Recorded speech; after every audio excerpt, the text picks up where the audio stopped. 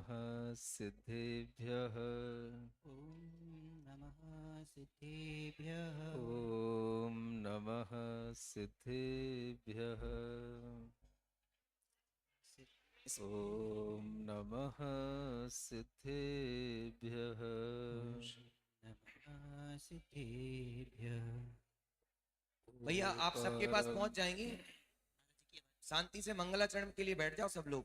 ओकारं बिन्दुसंयुक्तं नित्यं ध्यायन्ति योगिनः। कामदं मोक्षदं चैव ओंकाराय नमो नमः। अरहमित्यक्षरं ब्रह्म वाचकं परमेष्ठिनः। सिद्धचक्रस्य सद्बीजं सर्वतः प्रणमाम्यहम्। अनंतानंत सिद्ध परमेष्ठी भगवान की, देवादिदेव आदिम तीर्थंकर श्री ऋषभनाथ भगवान की, वर्तमान शासन नायक श्री वर्धमान महावीर भगवान की, परम पूज्य आचार्य गुरुवर श्री विद्यासागर जी महाराज की, भगवान के गर्भ कल्याणक महामहोत्सव की। जय बोलिए साक्षात विराजमान अर्हम ज्ञानयोग पुनीता वीक्षण ज्ञानोपयोगी परम पूज्य मुनिवर श्री प्रणम्य सागर जी महामुनिराज की, मुनि संघ की जयकारा गुरुदेव का, जयकारा गुरुदेव का। भैया माइक वाले थोड़ा सा महाराज जी के माइक में इफेक्ट डालो। आप सभी लोग आज इस गर्भ कल्याणक की मंगल वेला में यहाँ विराजित हैं। ऐसा लगता है कि यह गर्भ कल्याणक केवल रुड़की शहर में नहीं मनाया जा रहा है, किंतु पूरे दिल्ली के निकट उत्तर प्रदेश के सभी लोगों के लिए हर्ष और उल्लास उत्पन्न करने वाला यह पंच कल्याणक है।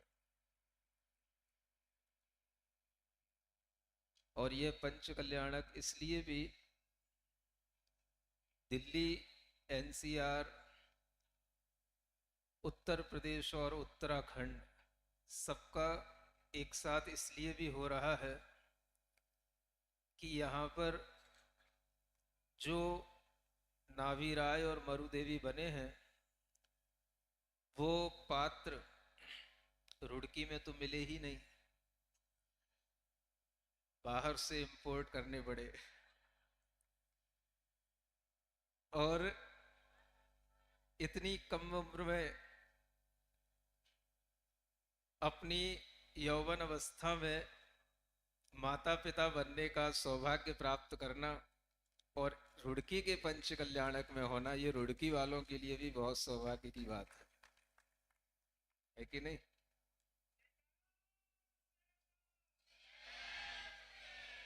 यह मनोभाव आप लोगों के लिए जो आज आता है वो इस रूप में भी आना चाहिए कि जब हम जन्म के समय पर खुशियां मनाते हैं तो हमें एक क्षण ये भी विचार करना कि जन्म से भी महत्वपूर्ण गर्भ की क्रियाएं होती हैं, गर्भ का क्षण होता है। शास्त्रों में लिखा है जो आदर्श माता पिता होते हैं वह गर्भ के लिए अच्छी तैयारियां करते हैं। एक अच्छे पुत्र का जन्म हो इसके लिए बहुत अच्छी तपस्या करते हैं, साधना करते हैं। और शास्त्रों में विधि बताई है कि अगर आपको एक अच्छे पुत्र की उत्पत्ति करनी हो तो कम से कम 6 महीने पहले से आप लोग कुछ अच्छा जीवन जीने के लिए, अच्छा संस्कार पुत्र के अंदर आए, इस तरह की विधि आप लोग अपनाएं। जैसे गर्भ में आने से 9 महीने का जब गर्भ होता है उससे पहले 6 महीने पहले से तैयारियां होने लगती हैं, उसी तरह से एक सदगृहस्थ को भी 6 महीने पहले से मानसिकता, अपना आचरण, अपना विचार सब कुछ अच्छा बनाने की एक साधना करनी चाहिए। आप लोग ये भाव तो रखते हो कि भगवान तीर्थंकर का गर्भ कल्याणक हम मनाने आए हैं, थोड़ा ये विचार भी अपने मन में बना सकते हो कि हमारे घर में भी जब संतानों की उत्पत्ति हो तो हम भी इसी तरह की कोई साधना करें। करना चाहोगे? बोलो। कोई नहीं बोल रहा। अब महाराज सबके हो गए, अब कौन बोले? जिनके नहीं हुए हैं वो तो बोल ही सकते हैं ना। जिनके लिए होना है वो भी बोल सकते हैं, समझ सकते हैं। 6 महीने पहले से आपको ये साधना करनी चाहिए कि अगर हमें ऐसा पुत्र उत्पन्न करें जो जिन कुल तिलक हो। क्या हो? हाँ, जिनेंद्र भगवान के कुल का तिलक हो, आपके अपने कुल का तिलक हो, जिसे आप कुल दीपक कहते हैं, तो उसके लिए आपको ये साधना करनी चाहिए जो मैं आपको बता रहा हूं। बता दूं कि जिनको करना है उन्हीं को बताया जाए, कि सबको बता दूं जिनको करना होगा कर लेंगे, नहीं करना होगा नहीं करेंगे? करना तो ऐसे ही पड़ेगा।